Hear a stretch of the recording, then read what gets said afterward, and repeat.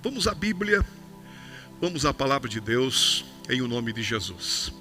Vamos orar ao Senhor, pedir que Deus se utilize desse momento, que pastor Josias desapareça, que o Espírito de Deus nos ministre, através da fragilidade deste vaso, para que você seja edificado, para que a palavra de Deus faça o devido efeito em você, em o nome de Jesus.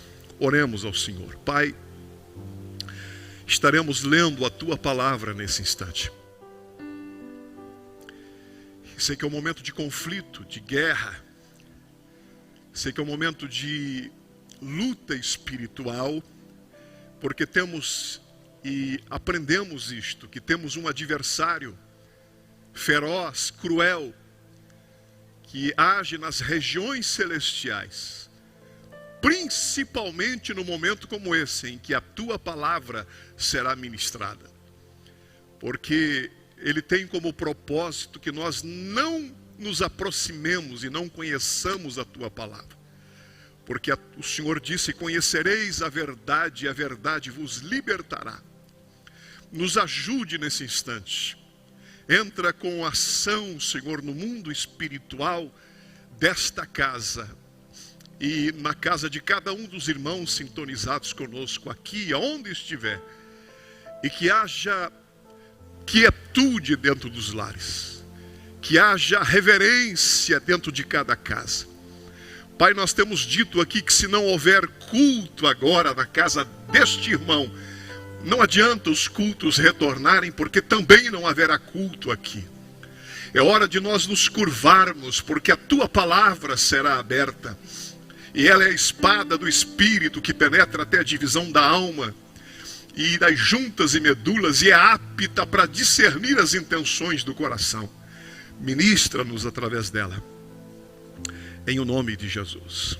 Em o nome de Jesus. Alguém traga água para mim, por favor. Abramos em Apocalipse, capítulo de número 20. Nós vamos continuar a mensagem da semana passada, onde estamos falando sobre o juízo final. Nós começamos na semana passada e vamos concluir hoje com a ajuda de Deus.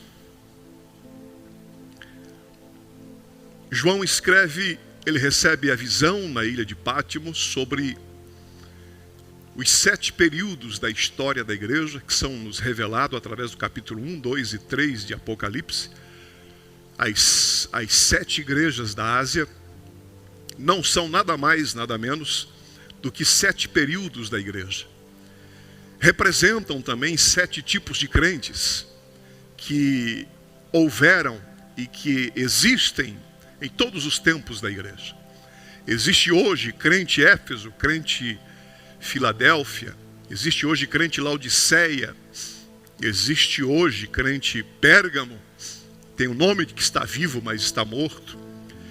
E aí, a partir do capítulo 4, João escreve nos falando acerca do arrebatamento da igreja, como será o arrebatamento, e entra no milênio a partir do capítulo 6, e nos conta, ou melhor, a grande tribulação, e nos conta como será a grande tribulação. Tudo isso João teve uma visão na ilha de Pátimos, quando ele recebe do Senhor, diz a palavra de Deus, que o próprio Jesus esteve na ilha de Pátimos.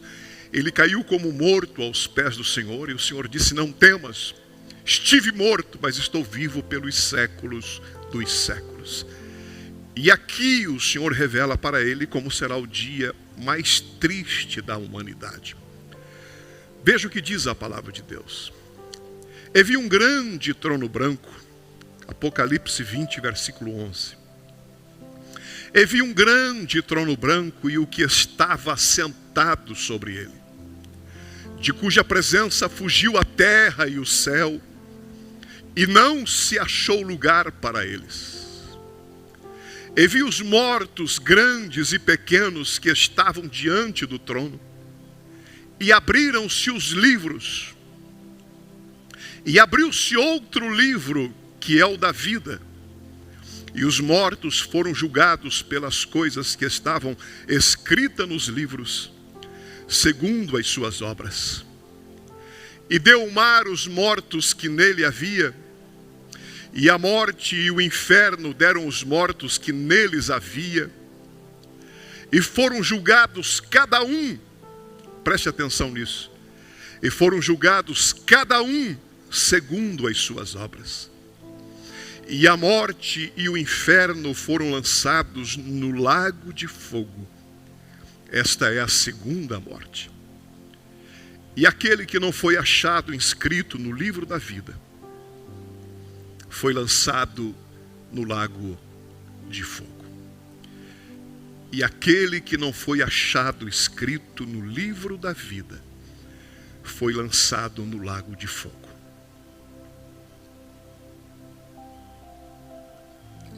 Semana passada eu disse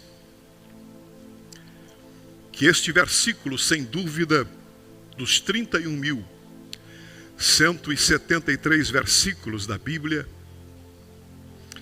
para mim, Josias Aristiche, este é o versículo mais triste de toda a Bíblia Sagrada. E assim como toda a palavra de Deus, este versículo terá o seu cumprimento fiel e verdadeiro. E chegará o dia em que todas as pessoas que não têm os seus nomes escritas no livro da vida serão lançados no lago de fogo. Sem dúvida, este será o dia mais triste da humanidade. Porque o dia do trono branco, ou do juízo final, como você queira, é a mesma coisa.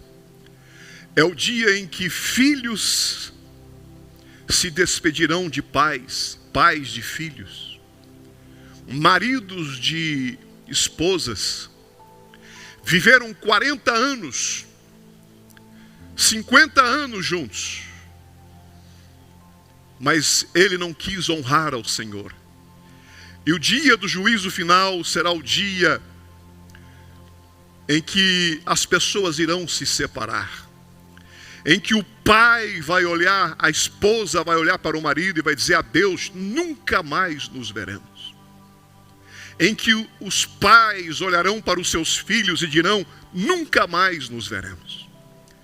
Nós falamos na semana passada, vamos nos introduzir, dizendo que o Hades é uma antessala do inferno.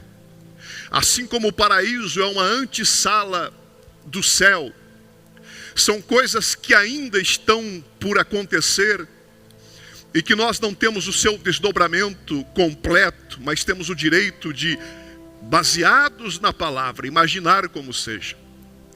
A Bíblia nos diz que todas as pessoas que morreram em Cristo, eles estão no paraíso, numa antessala, aguardando o dia do arrebatamento da igreja. E todos aqueles que morreram sem Cristo, desde Adão até os dias de hoje, ou até no caso do juízo final, até no dia do juízo final, todas as pessoas que já passaram por esta terra, que morreram ou morrerão ainda, e que irão para o Hades, diz a Bíblia, que eles ressuscitarão no dia do juízo final. E isto é muito significativo. Isto é muito significativo. Porque o dia do juízo final será o dia em que o Hades entregará os seus mortos. Há pessoas que estão há milênios dentro do Hades, aguardando, não o arrebatamento da igreja como aqueles que estão no paraíso, mas aguardando o dia do juízo final. E permanecerão, se Jesus voltasse hoje, daria início à tribulação, a grande tribulação, os 7 anos, uma semana, diz a Bíblia. Na metade da semana, o anticristo quebraria o pacto, se revelaria. Haveriam as tribulações, os 7 selos, as 7 taças, as 7 trombetas. Daríamos capítulo 25 no final, teríamos capítulo 25 de Mateus, o julgamento das nações. As nações que adentrarão o milênio, as que não entrarão no milênio. Teríamos 1000 anos de paz e prosperidade, ou seja, as pessoas que estão no Hades permaneceriam lá ainda mais 1000 e poucos anos em sofrimento. até que no dia do juízo final, eles ressuscitariam, ou no caso aqui, ressuscitarão, para comparecer diante do grande trono branco.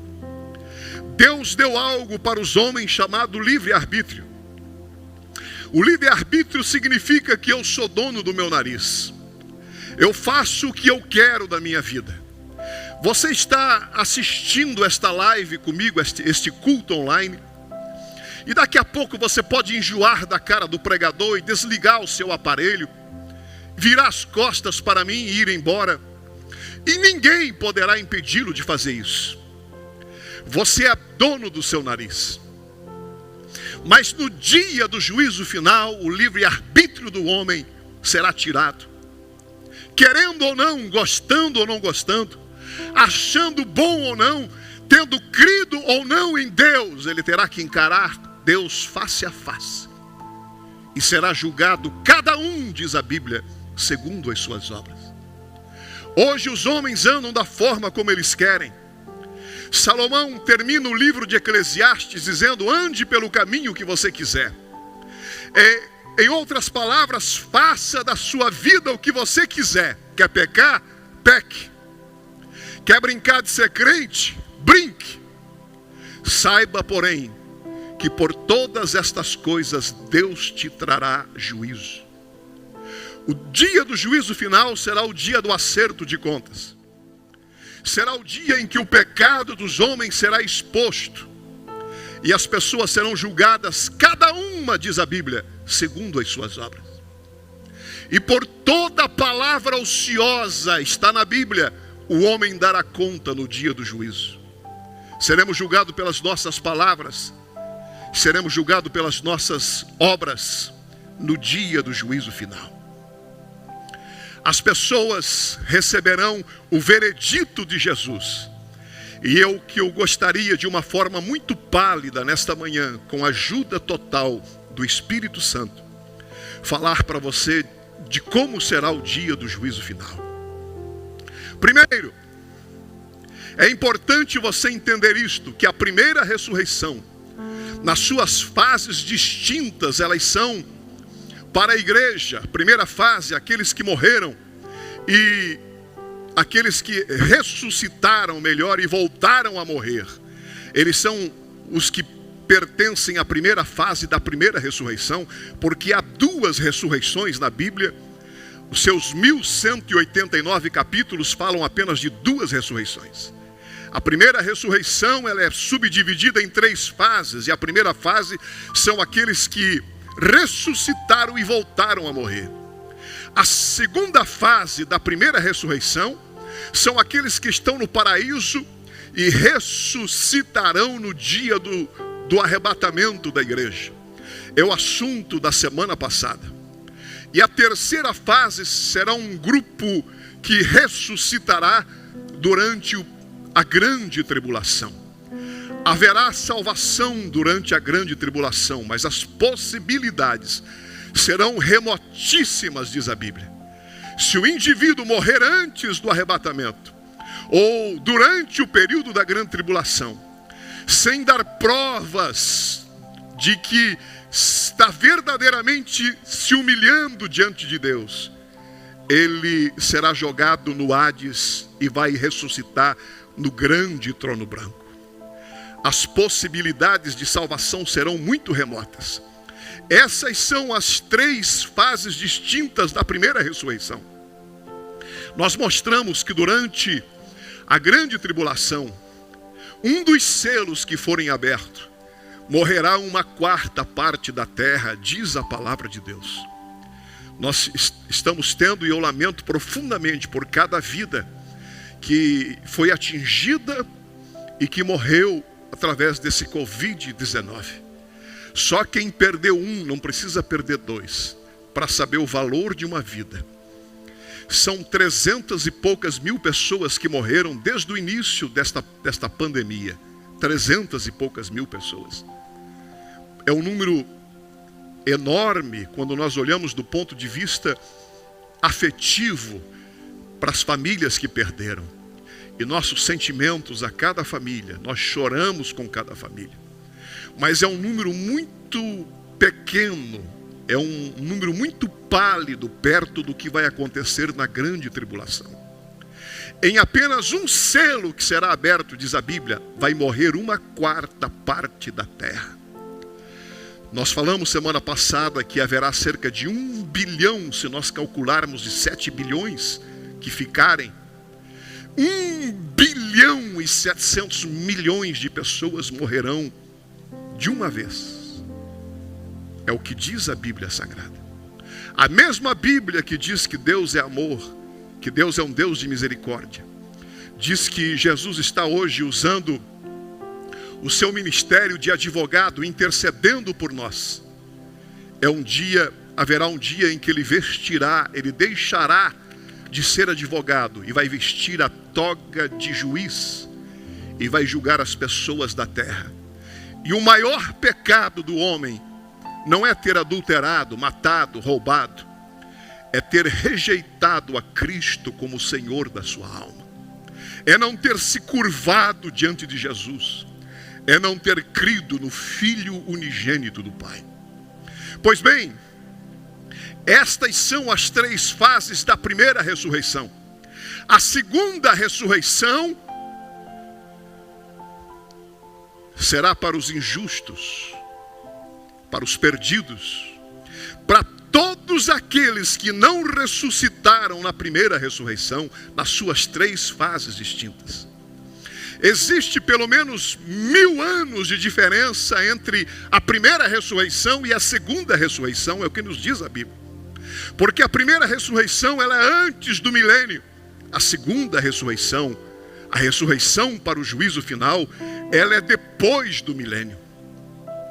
É por isso que a Bíblia diz, e presta atenção nisso, a primeira ressurreição, ela é nas suas 3 fases distintas para os salvos, para a igreja. A segunda ressurreição, ela é para os perdidos, para todos os perdidos. E somente perdidos ressuscitarão na segunda ressurreição. É por isso que a Bíblia diz em Apocalipse capítulo 20, versículo 6, bem-aventurado e santo aquele que tem parte na primeira ressurreição. Sobre este não tem poder a segunda morte, mas serão sacerdotes de Deus e de Cristo, e reinarão com eles por 1000 anos, com ele por 1000 anos. Bendito seja o nome do Senhor. A segunda morte é a morte eterna. A segunda morte é o dia do juízo final, em que as pessoas serão do Hades, que é uma palavra em grego que significa lugar de tormento, aonde estão presos espíritos de pessoas que rejeitaram a Cristo, que não honraram a Deus desde os dias de Adão até o dia do juízo final.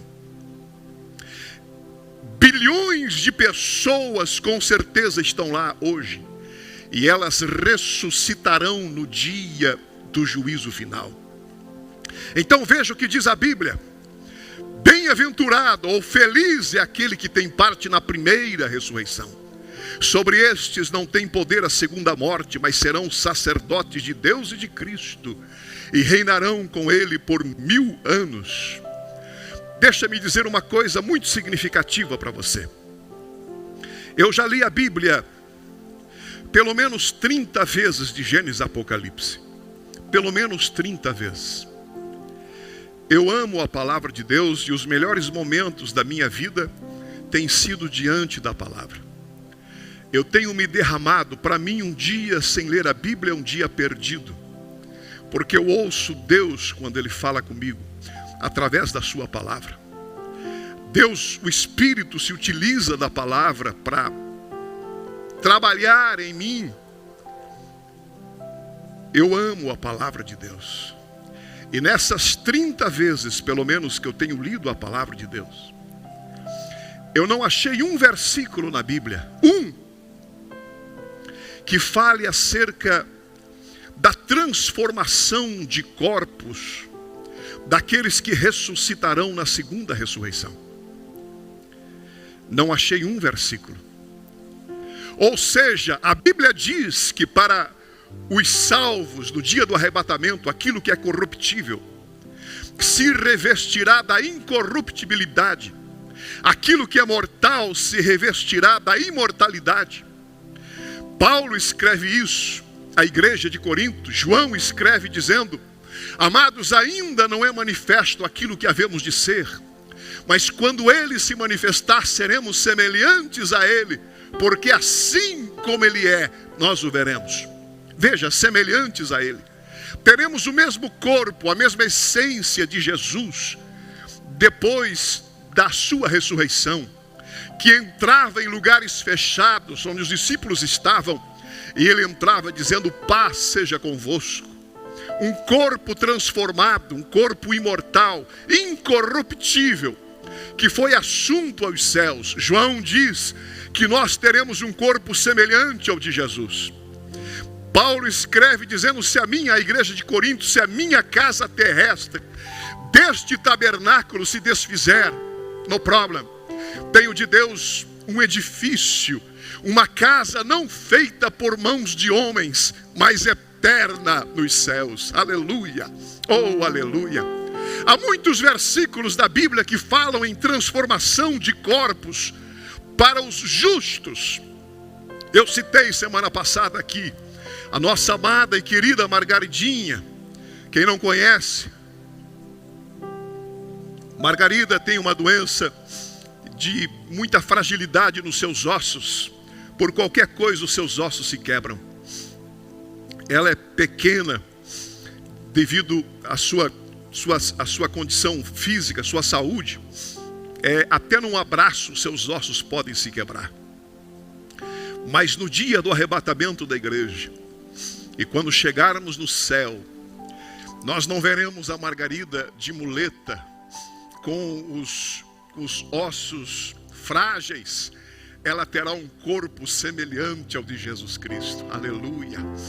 Um corpo imortal.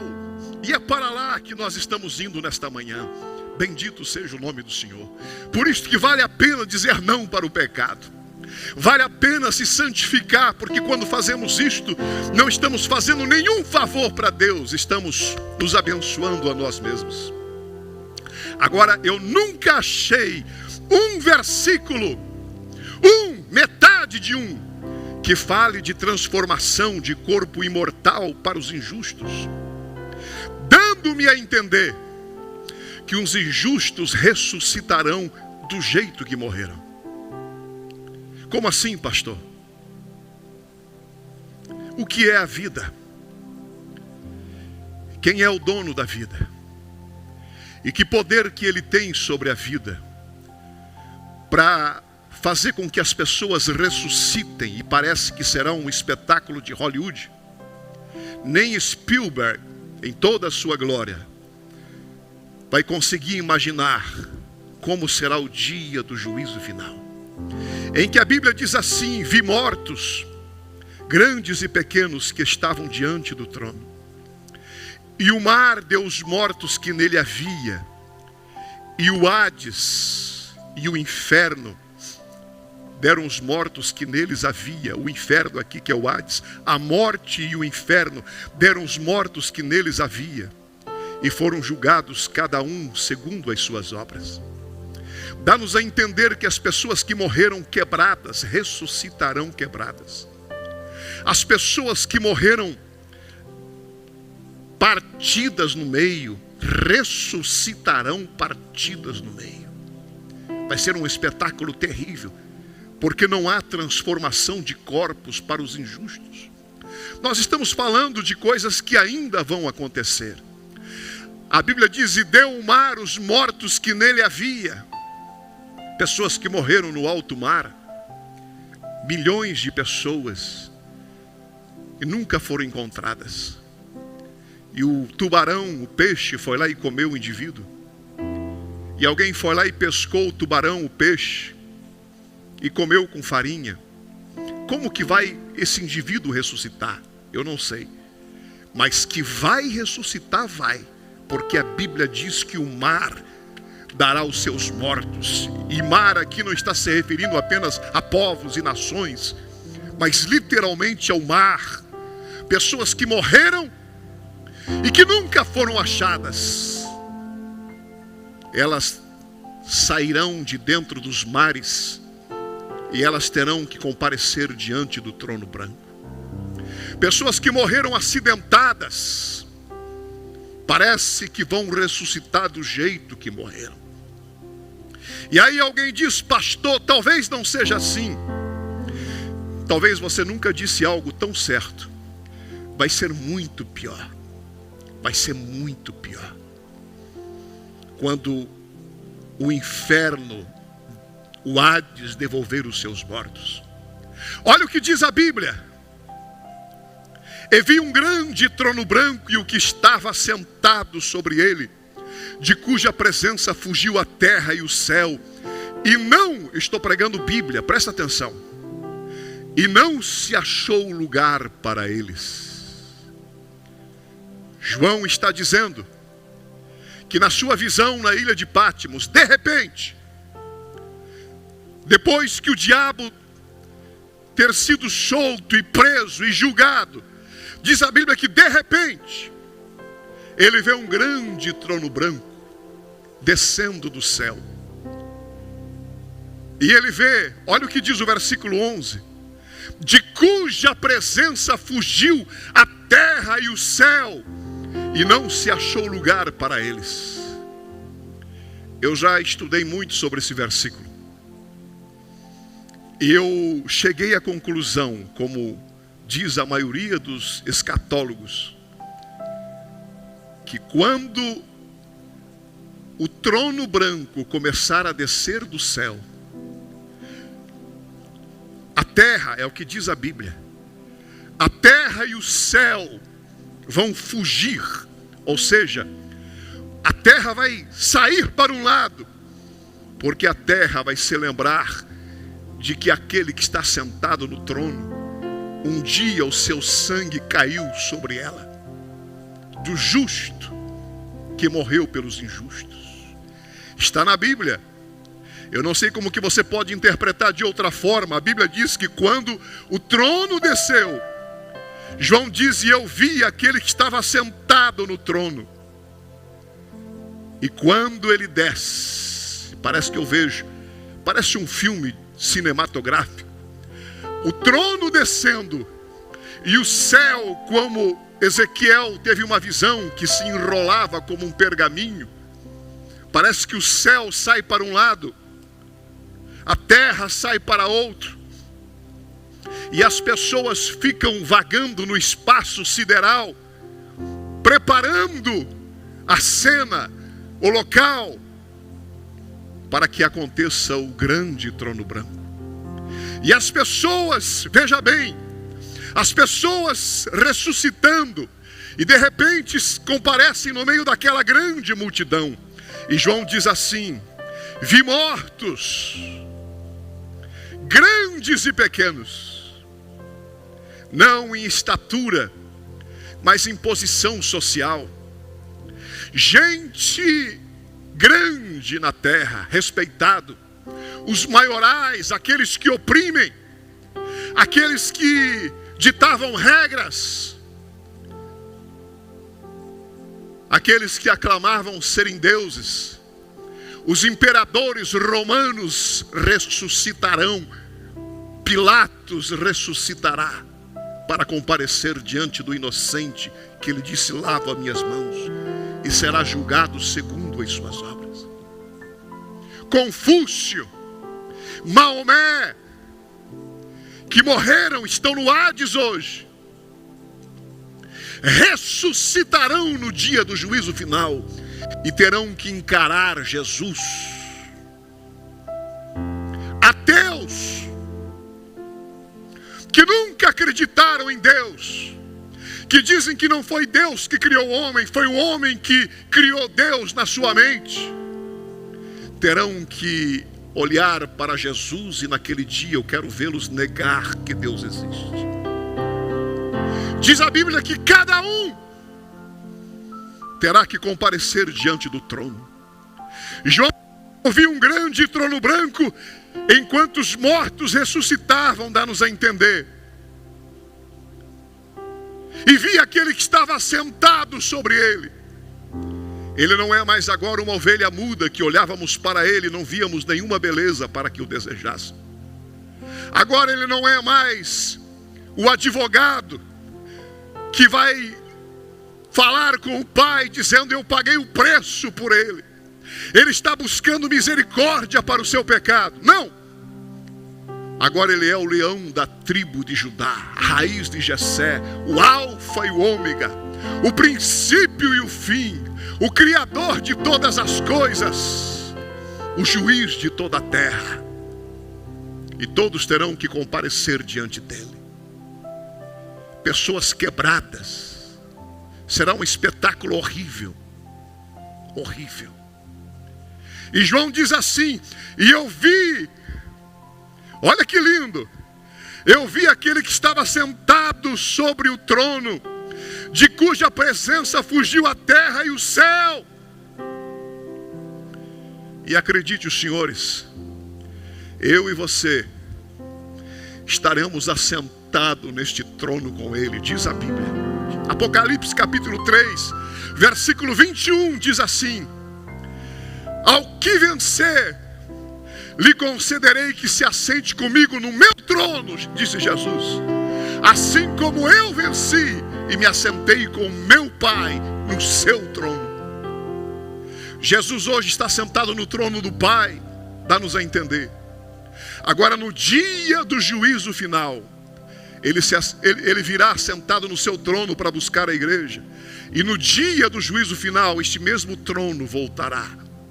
É branco, porque aquele que está sentado sobre ele, não apenas ele, mas aqueles que com ele estão, são limpos, são puros, lavaram as suas vestiduras no sangue do Cordeiro.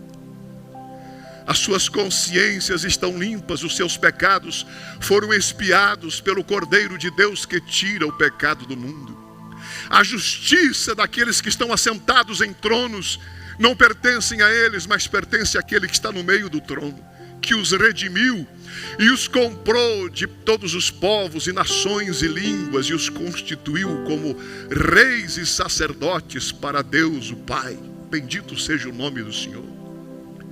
E o trono vai descendo e nós estaremos lá. A Bíblia diz: não sabeis vós julgar as pequenas causas que existem dentro da igreja?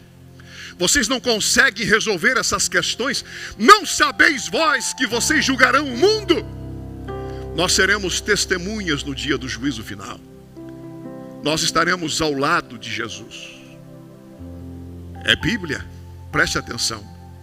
E vi os mortos grandes e pequenos que estavam diante do trono. Os cemitérios que já não existem mais darão os seus mortos. O mar dará os seus mortos. Pastor, como assim? Como será, pastor?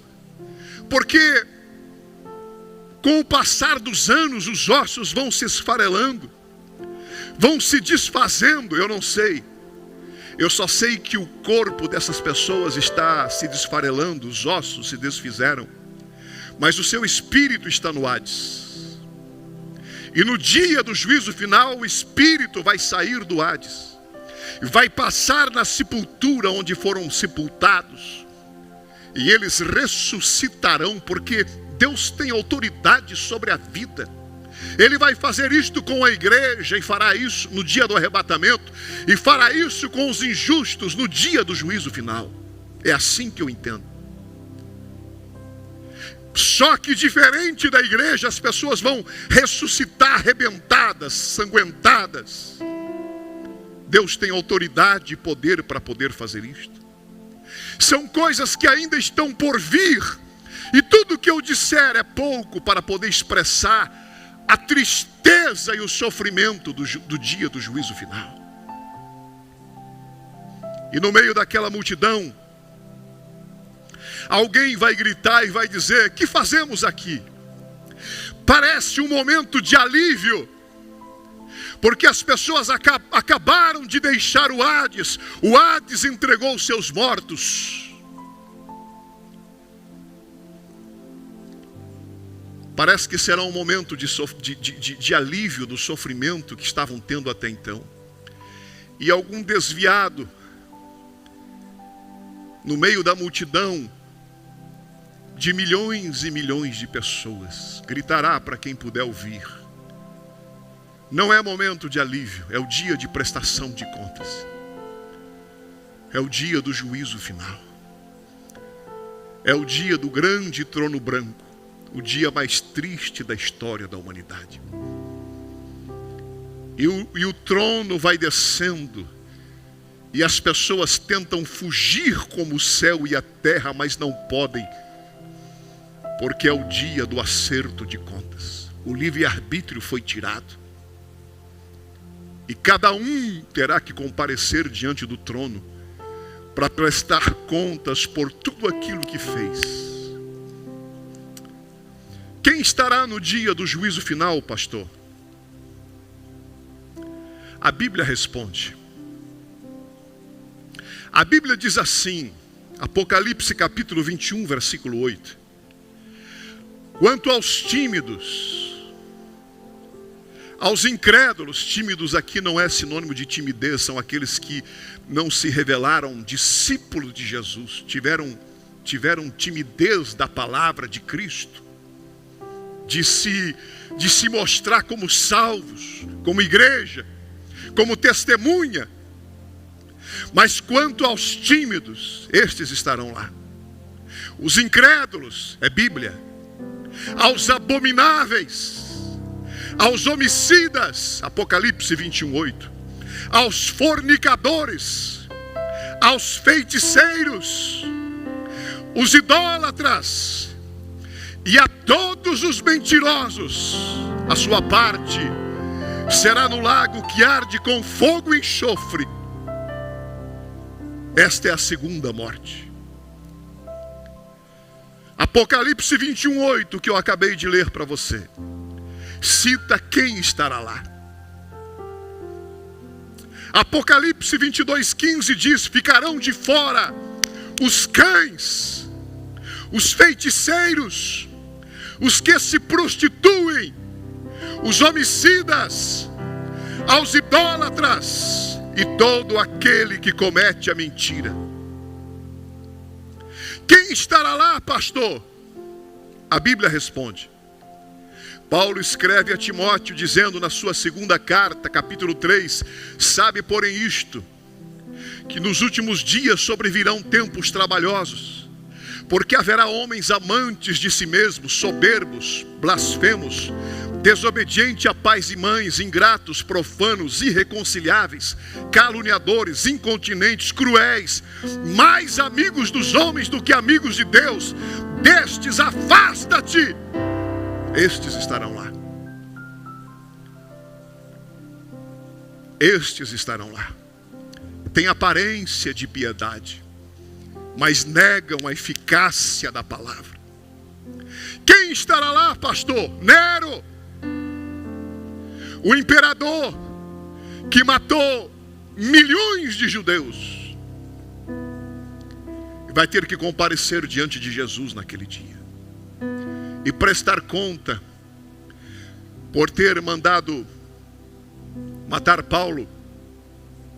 Ele estará lá naquele dia. Hitler, que matou 6 milhões de judeus, estará lá naquele dia.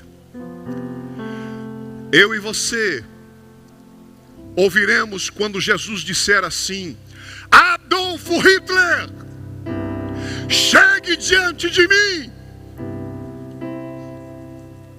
E ele vai sair do meio da multidão, e ele será julgado na presença de todos. No juízo final não haverá mais salvação. O livro da vida vai ser aberto apenas para mostrar que o nome de todos aqueles não estão nele, que eles não aproveitaram o tempo da graça, o tempo em que a porta estava aberta. Eles zombaram de Deus e viveram as suas vidas brincando com as coisas de Deus. E este é o dia do acerto de contas. Quem estará lá, pastor? Vocês estão vendo porque pouca gente prega sobre o juízo final? Eu quase não vejo alguém falando sobre esse texto da Bíblia, embora seja a Bíblia. São coisas futuras que ainda vão acontecer, que nos trazem muitas interrogações. E eu não tenho dúvida nenhuma de que eu estou dando uma ideia muito pálida para você.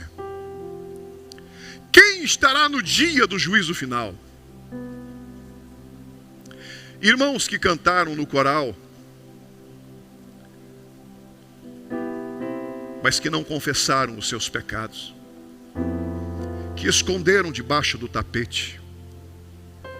Nunca ninguém soube, com medo de serem expostos. E eles não apareceram no dia do arrebatamento da igreja. Porque teremos duas surpresas no arrebatamento. Vamos encontrar muita gente que nós não esperávamos. E vamos sentir a falta de muita gente que a gente tinha certeza que estaria lá, não vão estar. E eles vão aparecer aqui agora, no dia do juízo final. Foi crente, frequentou a igreja. Seus pecados nunca foram expostos. Esconderam as 7 chaves. Pastores que brincaram com Deus e que não ensinaram toda a verdade. Que passaram a mão em cima de pecado. Senhor, no teu nome nós expulsamos demônios. Falamos línguas, curamos enfermos. Apartai-vos de mim, malditos, para o fogo eterno. Eu nunca vos conheci. A palavra conhecer ali no grego significa vocês nunca tiveram intimidade comigo. Vocês nunca tiveram intimidade. Vocês fizeram uso da religião para se enriquecerem. Mas vocês nunca tiveram intimidade comigo. O fim de vocês era vocês mesmos, não era a obra. Quem comparecerá diante do juízo final? Crentes que colocaram a mão na ceia, no cálice, mas com as vestes sujas que nunca confessaram. Ressuscitarão no dia do juízo final. Maridos que traíram as suas esposas e nunca foram tratados. Esposas com espírito de sensualidade que atraíam vítimas. Ressuscitarão no dia do juízo final para o acerto de contas.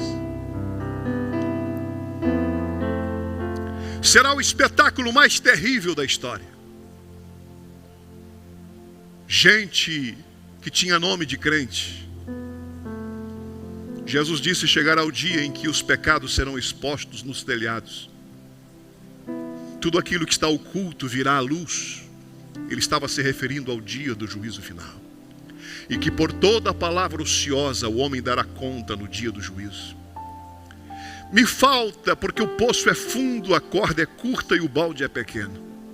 Me falta capacidade para poder mostrar para você a tristeza que será o dia do juízo final.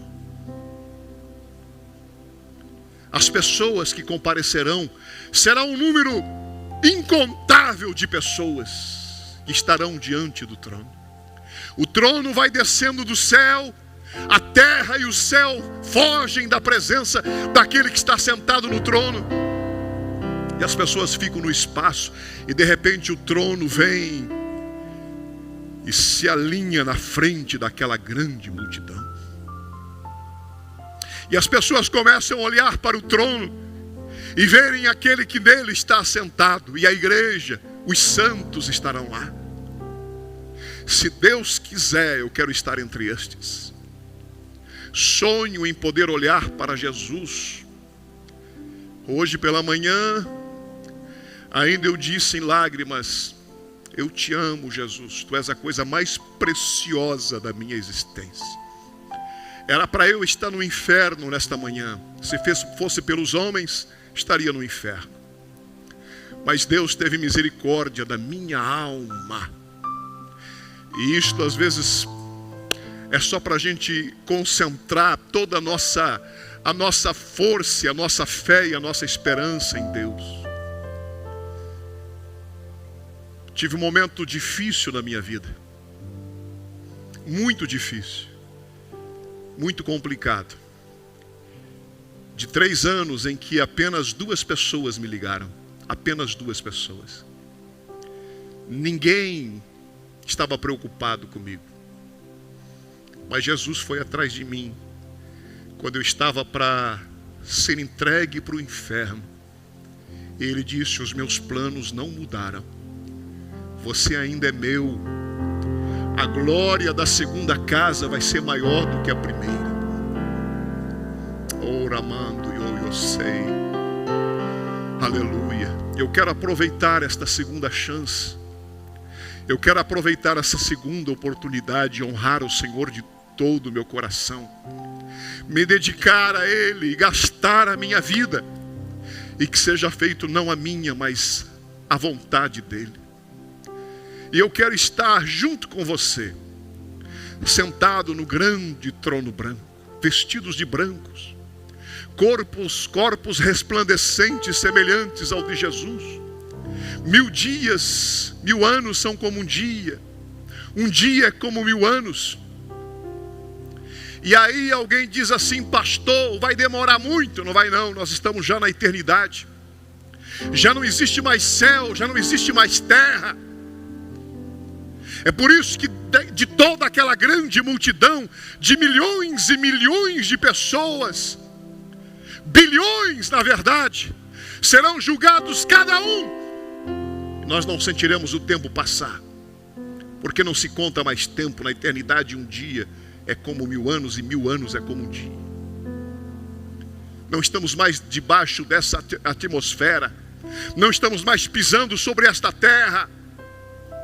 E depois, demore o tempo que demorar, nós já estaremos vestidos de glória, já estaremos usufruindo as benesses da eternidade, já estaremos assentados com Ele. Que demore. Triste não será para quem está sentado no trono, triste será para quem está diante do trono. Crentes fracos, pastores rebeldes, divisores de igreja, gente mentirosa, adúltero. E não é por causa do adultério que vai para o inferno, é porque não confessou, é porque não buscou misericórdia da parte de Deus. Será o dia mais triste da história, quando diz a Bíblia, João escreve dizendo: e vi os mortos, grandes e pequenos, que estavam diante do trono. E abriu-se o livro. E abriu-se outro livro. Que livro é este, pastor? Eu creio que o grande livro que será aberto no dia do juízo final será o livro chamado Bíblia Sagrada. E abriram-se os livros, e abriu-se o livro, e abriu-se outro livro, a Bíblia estará lá. Abriram-se os livros, e as pessoas serão julgadas pela Bíblia. Tiveram a Bíblia 5, 10, 20 anos e nunca a consultaram. Foram atrás de profetadas de outros, viviam atrás de oba-oba, de emocionalismo, mas não fundamentaram a sua vida na palavra, pois serão julgados pela palavra no dia do juízo final. E abriu-se outro livro, que é o da vida, e foram julgados cada um segundo as suas obras.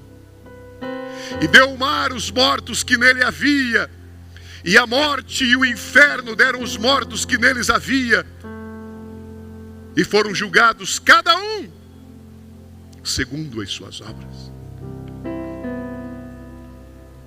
Deixa-me numa ideia muito pálida, muito simples. Não tenho capacidade maior para poder mostrar para você, mas será mais ou menos assim.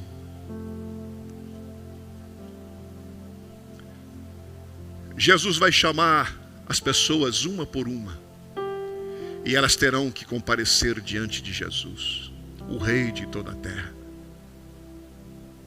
E, por exemplo, eu vou citar nomes fáceis aqui. Se houver, e com certeza há nomes semelhantes aos que eu vou citar, não há nenhum propósito nisso. Nenhum propósito. Estou citando nomes simples. A propósito, eu não vou citar o sobrenome. Por exemplo, o Senhor Jesus vai dizer assim: Maria das tantas, chegue diante de mim. E a Maria vai sair do meio da multidão, porque ela será identificada. E ela chegará diante do trono branco. E todos estarão olhando para ver o que vai acontecer. E o Senhor Jesus olha para ela e diz: Maria, quantos filhos você tem? E ela vai dizer: ah, Senhor, eu tive 3.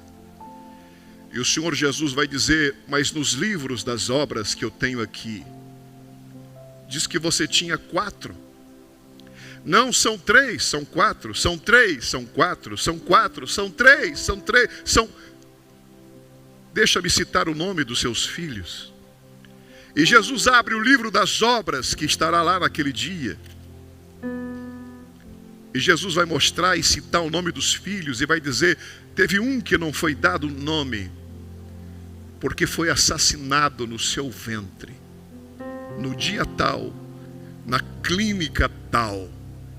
Você abortou um filho dentro do seu ventre, alguém inocente. Você se lembra?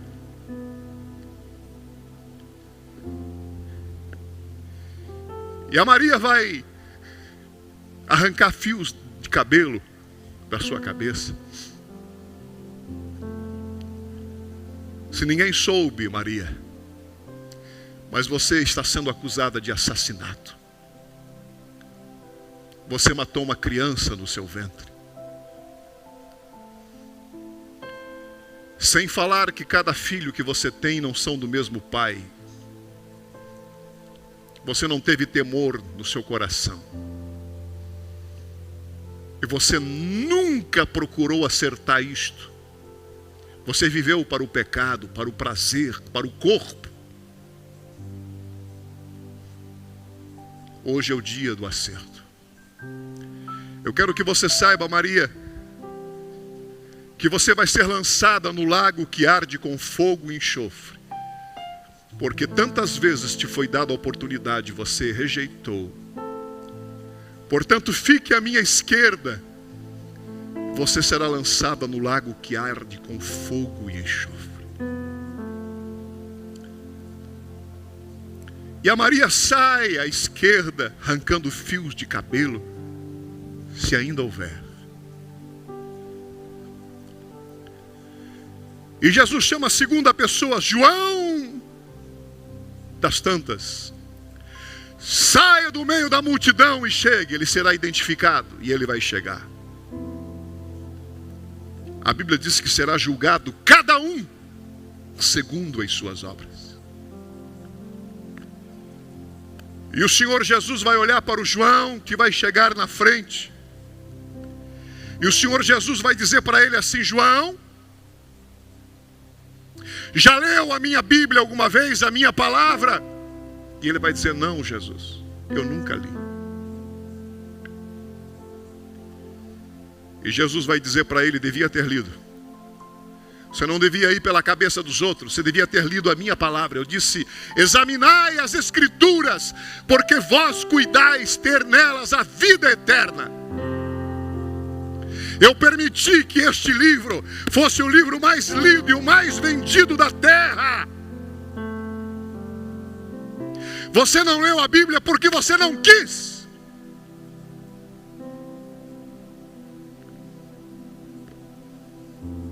Aliás, deixa-me abrir o livro das obras.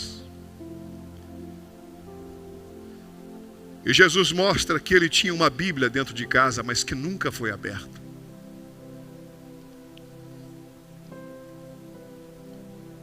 Você já foi na minha igreja alguma vez? Já entrou na minha casa? Ele vai dizer: ah, Jesus, eu morava perto de uma igreja evangélica. O povo fazia muito barulho lá. Eu nunca entrei, pois devia ter ido. Eles estavam pregando a minha palavra.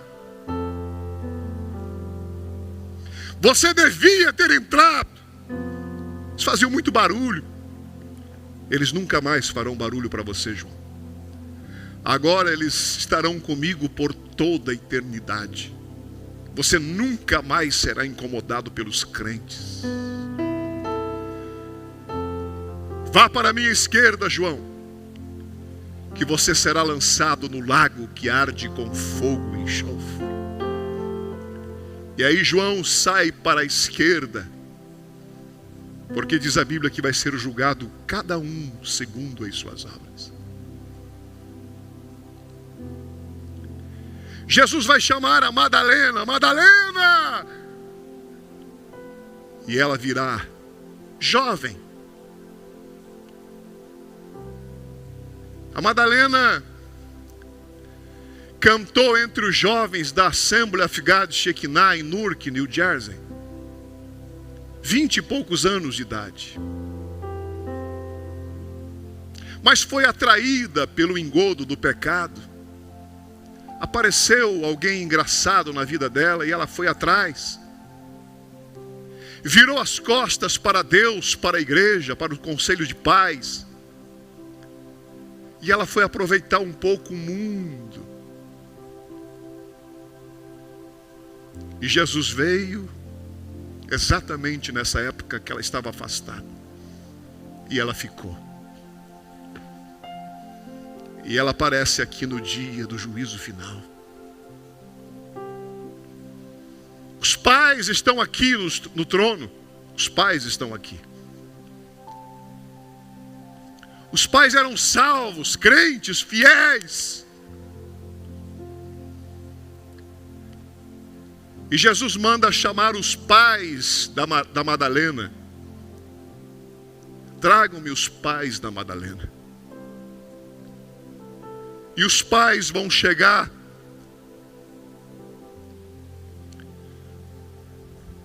E a mãe vai olhar a filha gerada no seu ventre. Linda. Cantou no coral da igreja. E a Madalena vai dizer: Jesus, tenha misericórdia de mim. Me dá mais uma chance. Me perdoa, Jesus. Será o dia mais triste da história. Eu não tenho condições de explicar para você como será o dia do juízo final. Me perdoa. E a Bíblia diz que os pais entregarão os filhos à morte. E os filhos entregarão os seus pais à morte. E a mãe, estamos na eternidade. Eu sei que é um campo tão complicado de coisas que ainda estão por acontecer. Mas nós estamos no capítulo de número 20 de Apocalipse. E é no capítulo 21, Apocalipse foi escrito em ordem cronológica de acontecimentos. Interessante que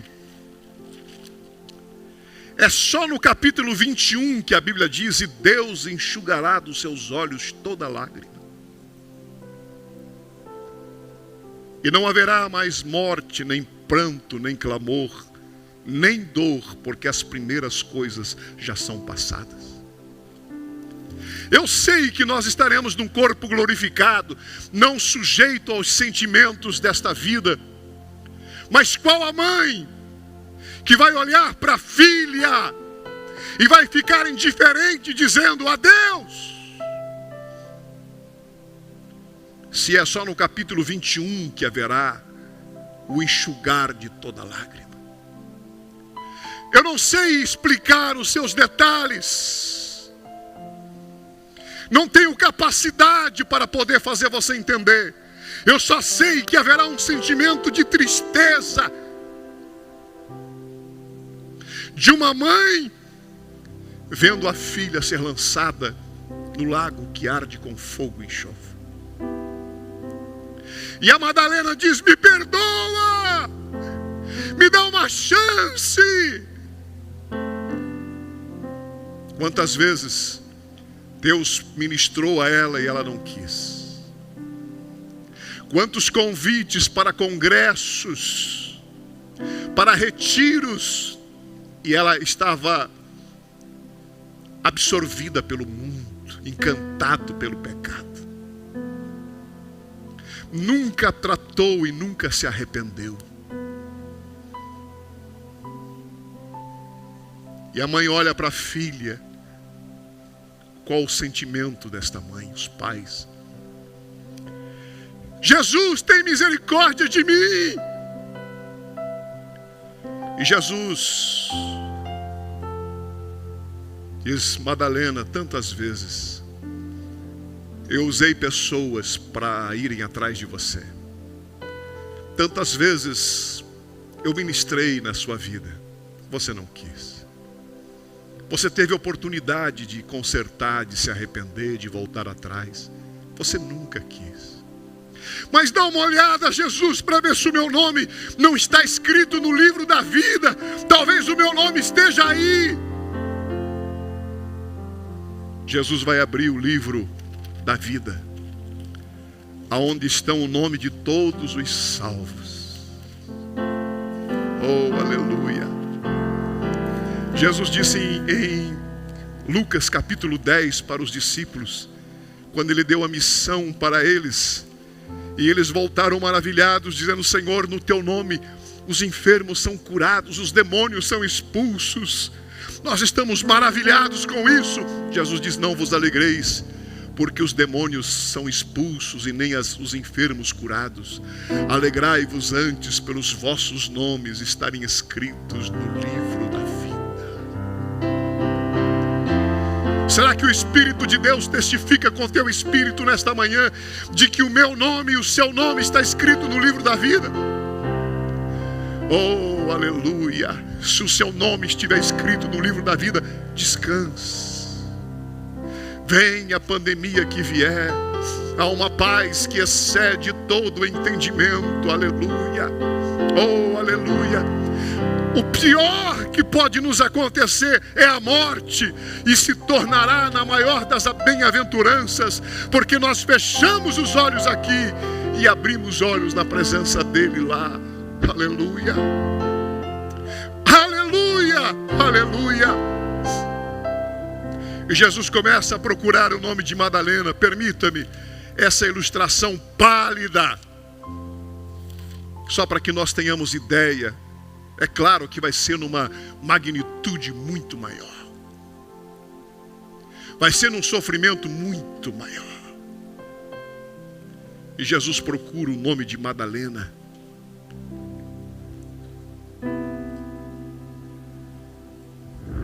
E Jesus diz: Madalena, chegue aqui mais perto.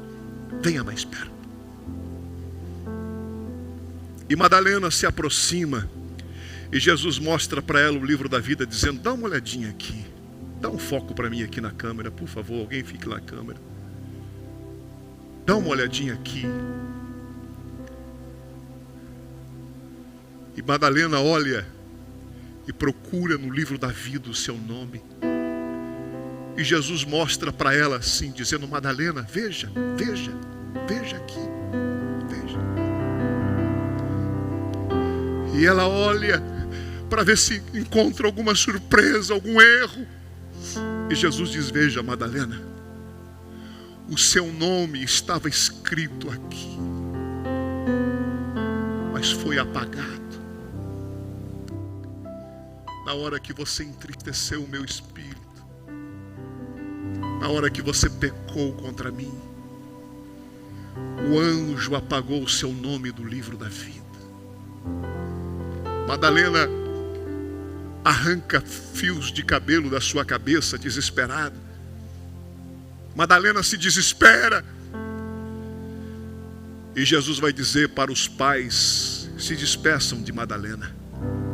É a última vez que vocês vão se ver. E a mãe vai lá e diz: minha filha, nunca mais. Até nunca mais, minha filha. Quantas vezes eu chorei por você.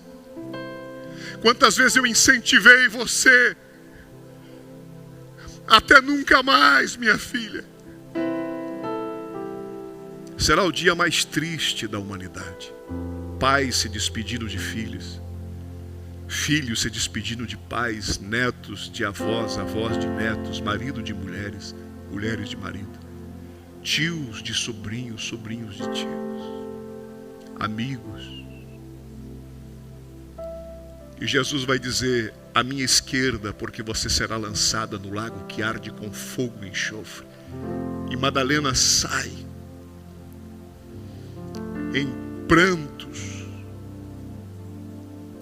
E aí alguém diz: não vai ser assim não, pastor. É claro que não. Vai ser muito pior. Vai ser muito pior do que isso.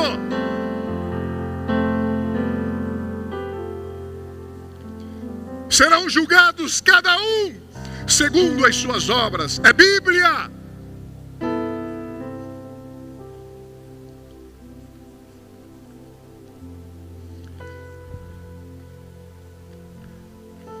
E Jesus vai chamar mais uma pessoa.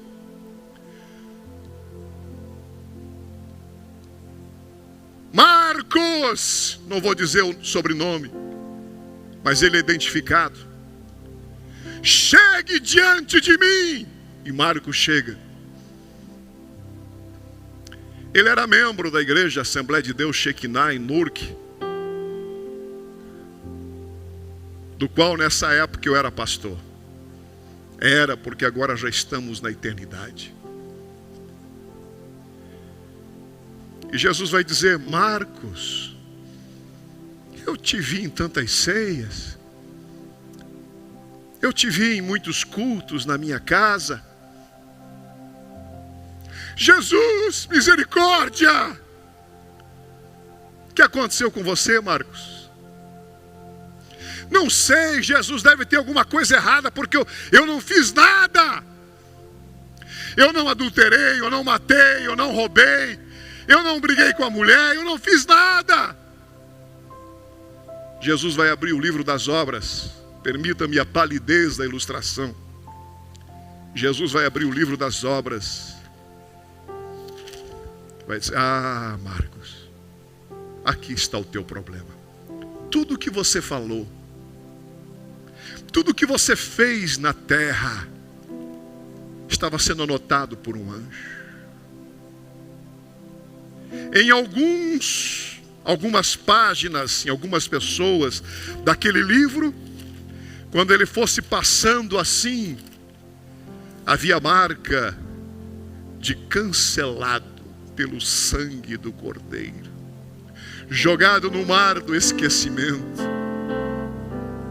Aleluia. Mas o Marcos, Jesus chega: está aqui, Marcos. Você disse que não fez nada, Marcos, e esse foi o seu problema, porque você devia ter feito. Sabe por que você está aí hoje? Porque você não tinha tempo para mim. Você trabalhava demais, Marcos. Você se envolvia tanto com o trabalho, com os cuidados desta vida, que você não teve tempo para preparar a sua alma para a eternidade. Você, Marcos, faz parte das virgens imprudentes que permitiu que o fogo se apagasse da lâmpada. Ficou entre as virgens prudentes, mas já não tinha mais azeite. Você não orava mais como no início. Você não tinha mais prazer na palavra. Marcos, eu não vou ler para você o tempo que você passou no WhatsApp, no Facebook. E não foi para ouvir mensagens de edificação, não. Eu não vou ler para você o tempo que você passou na televisão. Eu tenho tudo aqui. Cada minuto e segundo. Mas você não teve tempo para orar. Você não teve tempo para a palavra. Aos poucos você foi esmorecendo. Você veio à casa, à minha casa, mas já não tinha mais emoções espirituais. Você vinha porque estava programado para vir. A família vinha, você também vinha. Mas você foi perdendo o amor por mim. E Marcos vai se lembrar do quanto ele foi negligente com a vida espiritual. Ele não tinha tempo para Deus. Não orava, não lia a Bíblia, não participava de escolas bíblicas, não tinha tempo para vir na torre de oração quarta-feira, não vinha sexta-feira na cesta dos ministérios para palavra e comunhão.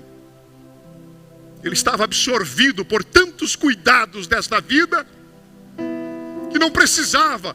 É pela graça. Você é salvo, não é pelo número de vezes que eu vou na igreja, e não é mesmo. Mas na igreja somos confrontados. Quando estamos com a palavra na mão, somos limpos, somos quebrantados. Nossa fé é fortalecida, edificada, porque o ouvir vem a fé vem pelo ouvir e ouvir a palavra. E ele foi se distanciando aos poucos, e ele tinha mais emoção num fla-flu do que num culto a Deus. Se emocionava mais com as jogadas do Neymar do que com culto a Deus.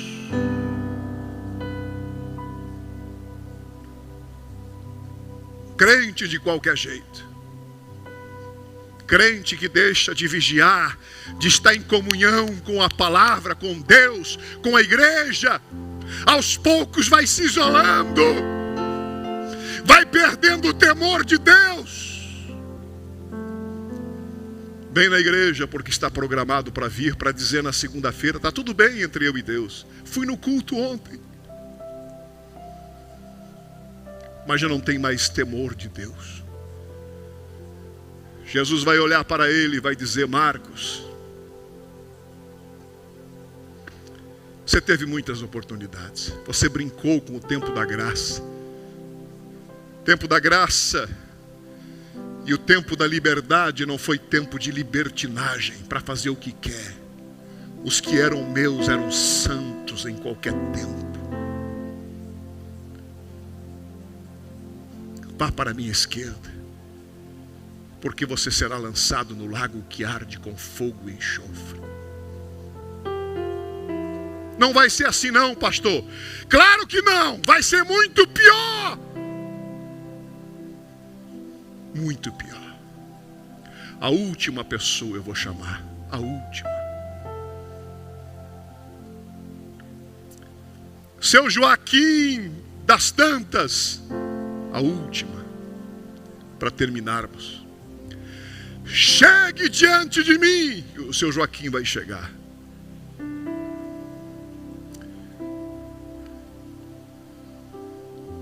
E Jesus vai dizer assim: seu Joaquim já foi na minha igreja alguma vez?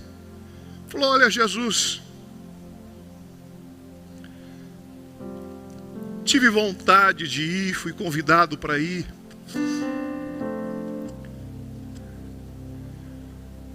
Mas eu não tive tempo para ir. Eu era diretor de uma grande empresa no Brasil. E eu tinha muitos funcionários. E Jesus vai abrir o livro das obras. E Jesus vai dizer assim: Josias, que sou eu, vou ter um novo nome. Mas enquanto eu não sei esse novo nome, vou usar este. Josias, vem aqui, porque se Deus quiser, eu estarei assentado em tronos. E eu vou chegar no lado de Jesus, olhar os seus olhos como Ele é, o desejado de todas as nações. Aquele que eu imaginei tantas vezes como seria o seu rosto, como seriam os traços do seu rosto. Eu vou poder olhar e vê-lo como ele é. E ele vai dizer: você conhece esse homem, Josias? E eu vou dizer: conheço, Jesus, conheço. Ele era o meu diretor. Eu fui secretário dele. Eu vou dar um exemplo para você de muitas coisas que vão acontecer esse dia, semelhantes ao que eu vou retratar.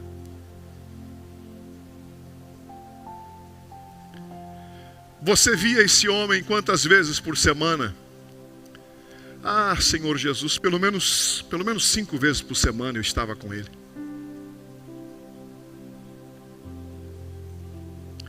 Você alguma vez pregou para ele, falou para ele que ele tinha um encontro marcado comigo, que um dia ele teria que dar conta de todas as suas palavras e ações? E eu vou dizer: não, Jesus, eu nunca falei. Eu nunca falei. Por respeito, por vergonha, eu nunca falei. E Jesus vai dizer assim para mim: ele vai para o inferno hoje, mas você tem culpa nisso. Não é só sua culpa, mas você devia ter falado para ele. Você devia ter jejuado por ele. Você devia ter pregado para ele.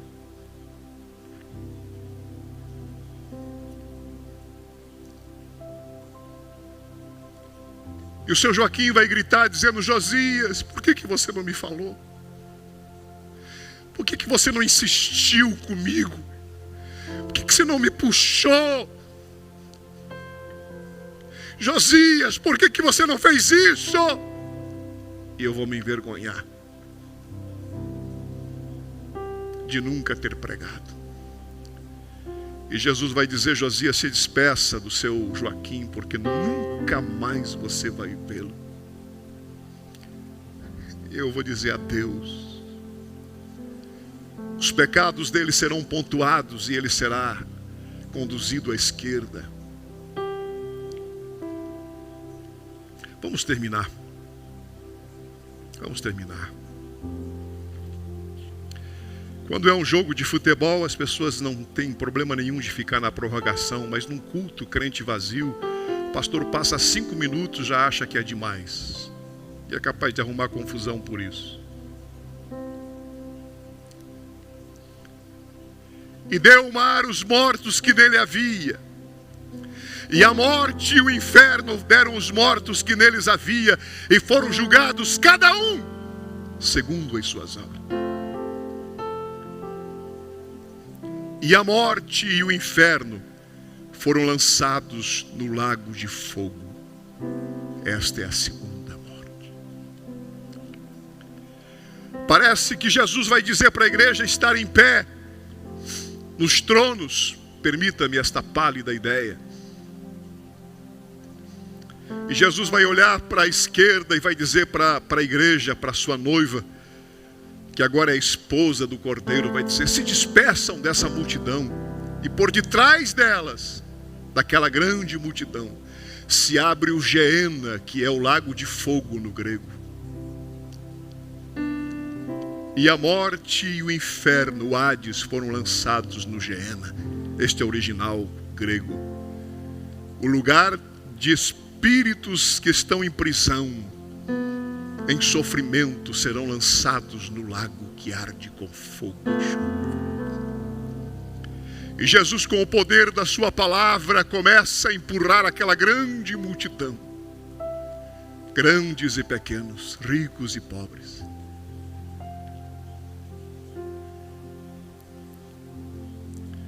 E eles começam a ser jogados dentro do lago que arde com fogo e enxofre. O dia mais triste da história. E nós começaremos a dizer: adeus, adeus. Pais se despedindo de filhos, É a última vez que uma mãe vai ver um filho desviado. Um marido que não aceitou Jesus. Será o dia da separação eterna. Esta é a segunda morte. E aquela multidão é jogada dentro do lago que arde com fogo e enxofre. Se adeus! Adeus! A mãe da Madalena, adeus, minha filha! Adeus! E Madalena é lançada no lago que arde com fogo e enxofre. Adeus, mamãe! Adeus! Esta é a segunda morte.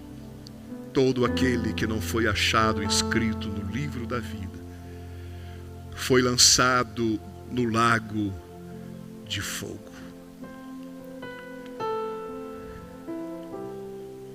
O dia mais triste da história. Quando termina o dia do juízo final, estou terminando esta palavra. No versículo seguinte, João diz assim: e eu, João, vi um novo céu e uma nova terra, porque já o primeiro céu e a primeira terra passaram e o mar já não existe. E eu, João, vi a santa cidade, a nova Jerusalém, que de Deus descia do céu, adereçada como uma esposa ataviada para o seu marido. E ouvi uma grande voz do céu que dizia: eis aqui o tabernáculo de Deus com os homens, pois com eles habitará, e eles serão o seu povo, e o mesmo Deus estará com eles e será o seu Deus. E Deus limpará dos seus olhos toda lágrima, e não haverá mais morte, nem pranto, nem clamor, nem dor, porque as primeiras coisas já são passadas. E o que estava sentado sobre o trono disse: eis que faço nova todas as coisas. E disse-me: escreve, João, porque estas coisas são verdadeiras e fiéis. E disse-me mais: está cumprido. Eu sou o alfa e o ômega, o princípio e o fim. A quem que tiver sede, de graça lhe darei da fonte da água da vida. Quem vencer herdará todas as coisas, e eu serei o seu Deus, e ele será o meu filho. Aleluia! Aleluia! Aleluia! Não somos nós que vamos subir, vai ser a nova Jerusalém que vai descer. E a nova Jerusalém o trono vai se encaixar com a nova Jerusalém.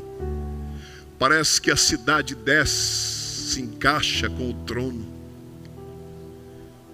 E Jesus diz: entrem pela cidade, vinde benditos do meu Pai, possuir por herança o que vos foi preparado desde a fundação do mundo.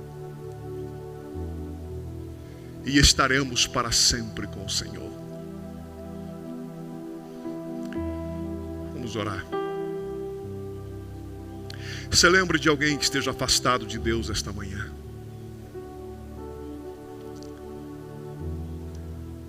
O tempo de chorar é hoje. O tempo de orar por alguém que está desviado é hoje.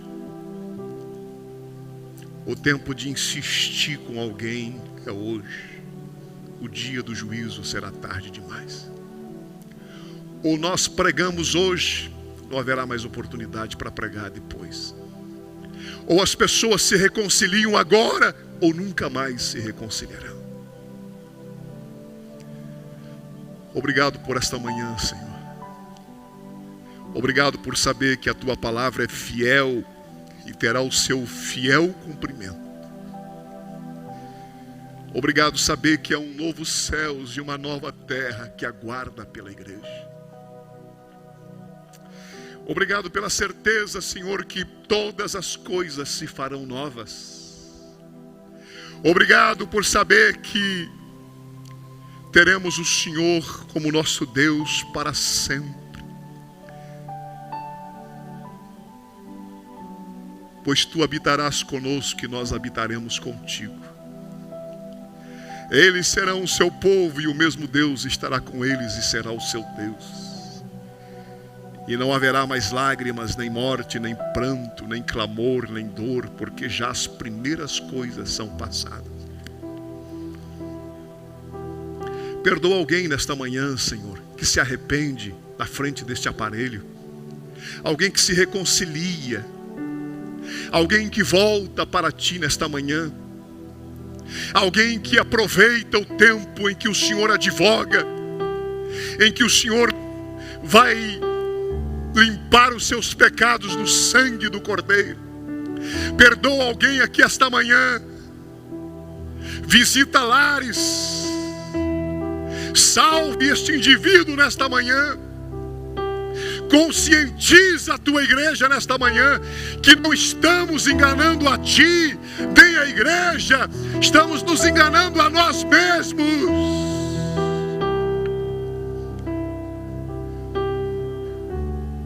Perdoa-nos nesta manhã. Perdoa-nos nesta manhã. Ajuda-nos a levar a vida espiritual mais a sério. Ajude a lutar pela salvação que uma vez foi nos dada. A preservar-nos em santidade. Em dizer não, em usar a liberdade que temos para amar o Senhor sobre todas as coisas. Pai, eu sei que é utopia um pastor ter 100% da igreja salva. Eu sei que gente que congrega aqui vai ficar. Eu sei que gente que congrega aqui vai aparecer no dia do juízo final. Mas que a culpa não seja minha. Que a culpa não seja minha. Que eu tenha coragem para pregar a tua palavra. Que eu tenha ousadia, quer ouçam ou deixem de ouvir, quer gostem ou não, acreditem ou não, para que das minhas mãos não seja cobrado o sangue de ninguém.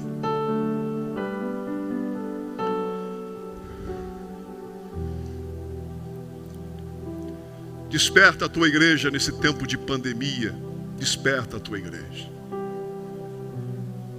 Que muita gente dispersa, brincando de ser crente. Muita gente brincando com o pecado, enrolado, praticando imoralidade, colocando a mão no cálice. Se o Senhor não convencer-nos, se o teu Espírito não trabalhar, não há quem faça. Que esta igreja seja uma igreja comprometida com a palavra. Perdoa pecados nesta manhã. Lava pessoas no sangue do Cordeiro nesta manhã. Purifique vidas nesta manhã.